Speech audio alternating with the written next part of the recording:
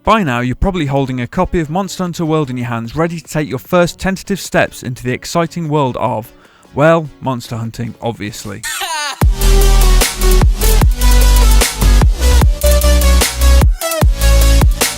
With Monster Hunter World being the most ambitious and mainstream entry yet, chances are you might be a newcomer to the series. As such, we've thrown together some top tips just for you, the fledgling monster hunter, to turn you from zero to beast-slaying hero. Here we go! Whether it's the best weapon or the finest armour you can muster with your materials, getting the right gear for the job is of paramount importance in Monster Hunter World. Going into a showdown with a Flying Legiana, Paolumu or eek, a Rathalos with you or one of your team packing some sort of ranged weapon so you can shoot the thing out of the sky is a sound tactic. Some assignments demand that you capture a monster alive, which means packing tranquilizers, sleep ammo for a bowgun, if you're using one, and traps in your item pouch. Throwable paralysis and poison knives are also handy in helping to incapacitate a monster, so you can lay into it and inflict some serious damage. Ensure you have your weapons and armour upgraded as much as possible too, using materials and armour spheres respectively. Different armour types also have their own defensive properties, so a set of bone armour with fire resistance is the perfect thing to wear against flame-spewing nasties like the Anjanath or Rathalos. Oh, and be sure to deck out your Palico too, as it can supply you with handy items like flash fly cages to temporarily blind monsters, or a healing Vigor Wasp when you need it.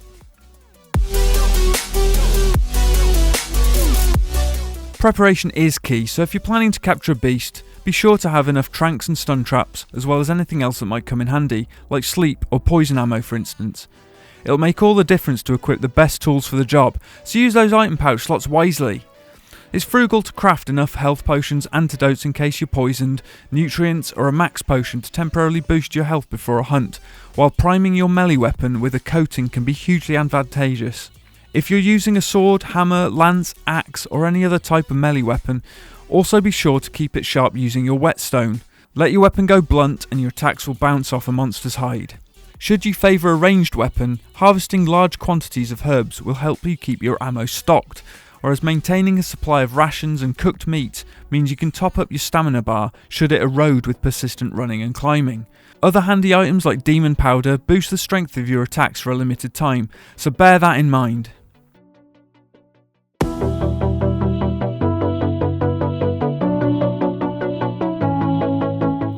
Be sure to gather all of the materials you can.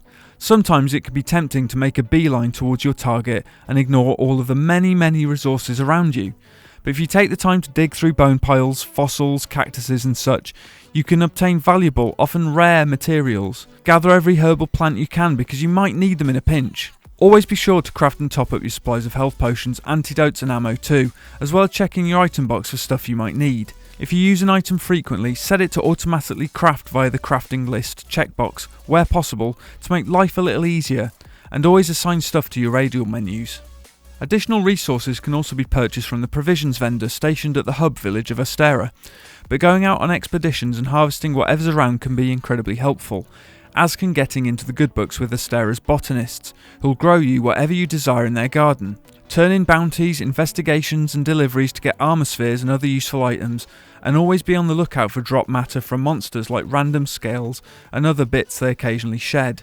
Everything can be used to craft something, whether it's consumable items, weapons or armour. If you're playing solo, track down Hags the Tail Raider Palico on the map to help gather extra resources for you.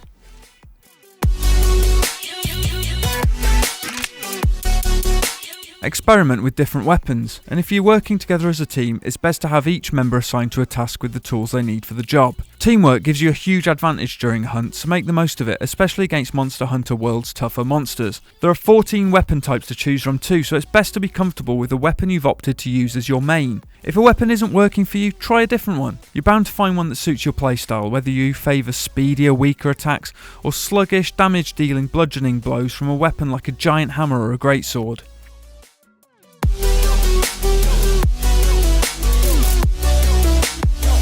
Before you even think about venturing out into the deserts or jungles of the New World, be sure to stop by the Canteen for a bite to eat. The meowscular feline chefs there have all sorts on the menu, and in exchange for a small price, some research points or vouchers, you can eat like a king. Stuffing your face brings with it a range of buffs, some small, some substantial depending on your choice of platter. The chef's choice platter is generally a good pick, offering a decent health and stamina boost, as well as a small boost to your attack power. Every platter has a different set of buffs and status effects, but if you want to focus in on certain areas, you can have the chef whip up a custom platter to buff your character in specific departments. Of course, you need to know what you're up against first, which is why it's important that you... With so much to take into consideration in every facet of Monster Hunter World, it helps to know what you're dealing with. That's why it's a good idea to wind down a bit in your quarters, send off some tail raiders on a safari to collect additional materials while you're off on a quest. But then, why not consult your Hunter's Notes from time to time? Via the Hunter's Notes option in the pause menu, you'll find the Monster Field Guide with valuable insights into every monster you've encountered in the game. Like, did you know that aiming for the Great Jagra's stomach will make it vomit up its prey and weaken it significantly? And that the Baroth's muddy outer layer can be rinsed away with water? Did you know that shooting the Anjanath's throat is a good tactic, or stealing the Rathian's egg will prompt him to chase you? All of this helpful information comes from the field guide, so make yourself familiar with it.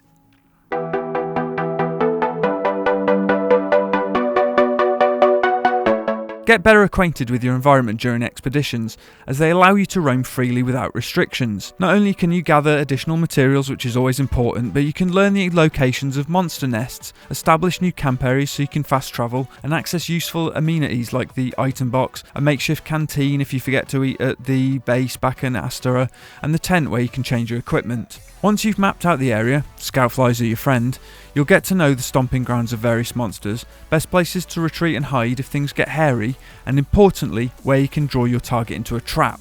There are places where you can drop rocks on a monster's head for significant damage, or you can get it tangled up in vines, leaving the beastie vulnerable to a severe pasting.